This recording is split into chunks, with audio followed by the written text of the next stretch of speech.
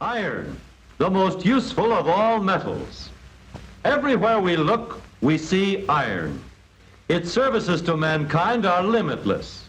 Iron is the basis of innumerable forms of metal.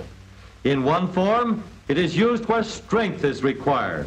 In another, beauty is an important factor.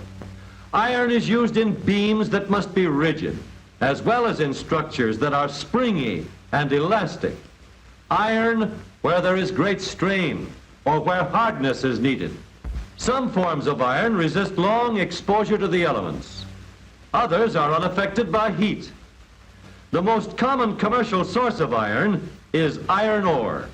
Iron which is found in the Earth's interior in the form of a red dust that is one of man's most valuable possessions. Huge masses of this ore are transported from the mines to the blast furnaces. In the blast furnace, the process of changing the iron ore into iron is carried out on a tremendous scale. The iron ore is mixed with coke and limestone and then loaded into the top of the furnace. This towering structure holds many, many tons of the red ore, which is soon to become iron. A blast of superheated air forced into the furnace sweeps up through the raw materials. The air heats the coke until it burns at white heat. The heat drives most of the impurities from the iron ore, leaving liquid iron in a pool at the bottom of the furnace. In the laboratory, we can see how the ore is converted into iron. The ore is mixed with a powdered chemical. When the mixture is ignited, it burns at terrific heat. The impurities are driven off, leaving white-hot molten iron. In the blast furnace, the molten iron contains some other elements which have been soaked up during the process. So the molten metal is usually transported in its liquid state directly to the steel mill.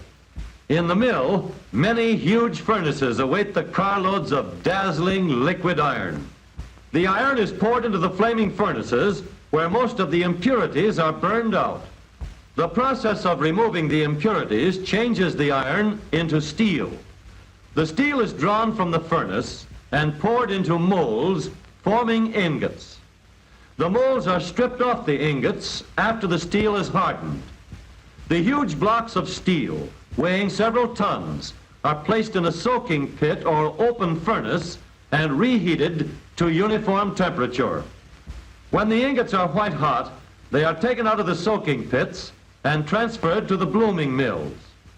In the blooming mills, the ingots are shaped and pressed by powerful rolls.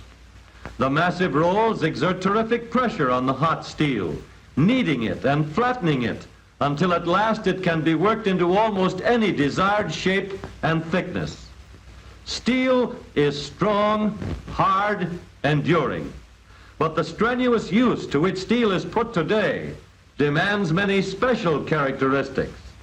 More different kinds of steel are needed to meet the high manufacturing and engineering standards of the automobile makers than for any other purpose.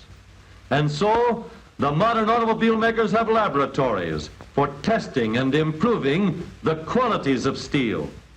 In the laboratory furnace, we see how steel can be given special characteristics by mixing with it small amounts of other metals. Steel can be made extremely hard by adding a small amount of chromium. The chromium is added to the melted steel. After careful blending, the mixture is poured into a mold and then scientifically brought to normal room temperature. The hardness of steel to which chromium has been added is measured by denting it. A small, extremely hard ball is forced down into the steel test specimen. The size of the dent or impression is measured under the microscope. The smaller the dent, the harder the steel. A microscope isn't needed to compare the size of the dents made in hard chromium steel and ordinary steel. Some uses of steel require it to be extremely strong, able to withstand tremendous strains. The strength of metals is measured by pulling test pieces apart in a powerful machine. The dial of the testing machine shows the tremendous force used in pulling apart a piece of plain steel. More and more force is used. The steel stretches under the load and then finally snaps. More than 13,000 pounds of force are required. Plain steel can be made stronger by adding nickel in addition to a small amount of chromium. Now let's see what happens when the chromium nickel steel is tested in the stretching machine. The bar breaks. Our chromium nickel steel test piece is more than twice as strong as common steel. Great heat weakens common steel, but some steels today have to stand up under great heat and still keep all their good qualities. Steel can be given an ability to resist great heat by the addition of a little chromium and also some silicon, the element which is found in ordinary white sand. Under constant bending or vibration, all ordinary steels have a tendency to become fatigued or tired. In the laboratory, the fatigue strength of metals is measured by placing a test bar in a machine, which in a short time duplicates the effect of years of use. By adding a little bit of nickel and a small amount of a metal called molybdenum, plain steel can be made to stand up for years and be practically tireless. For certain conditions, a steel is needed that will be very hard on the outside and tough on the inside. A little carbon added to the outside of steel gives it a hard surface and leaves the inside tough and strong. This process is called carburizing or case hardening. By special photography, we can see what happens to a piece of steel when it is completely surrounded by small particles of carbon-bearing material. When heated, the steel slowly soaks up the carbon to form an extremely hard surface. This adding, mixing, and combining of plain steel with friendly little fractions of other metals to improve its qualities is called alloying. Chromium, nickel, silicon, molybdenum and vanadium, tungsten and manganese. All these tough friends have improved the usefulness of steel. But all of these different alloy steels must be put through a process called heat treating. The alloy steel is heated very carefully, heated until it glows, and then quenched or cooled quickly in oil or water. The steel is then reheated at a lower temperature. This is called drawing or tempering. The heat treatment brings out all of the good qualities of each of the alloy steels. The complete motor car has more than 4,500 different parts, for each of which we must select the best metal to give us the finest performance and the greatest dependability with safety and long life. For swift cooling of the ribbed brake drums of perfected hydraulic brakes, cast iron is used. Top sheets of carbon steel are pressed into sturdy turret tops and uni-steel bodies. Rigid girders, capable of resisting all sorts of shocks and strains, are formed of specially treated steel for rugged box girder frames.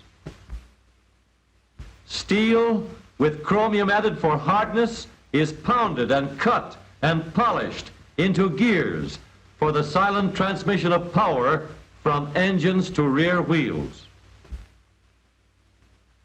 Chrome nickel steel, steel made stronger by alloying it with two tough friends, goes into axle shafts that will stand up under twisting strains.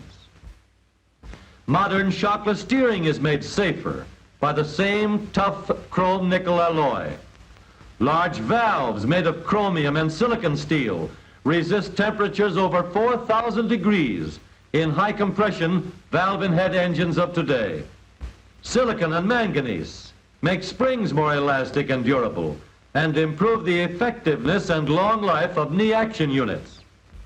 Carbon, added in the case hardening process, gives rugged, wear-resisting hypoid rear axles and makes possible the low center drive. Over 80 different alloy steels, especially for use in the motor car of today, have been developed from the one basic building block, iron.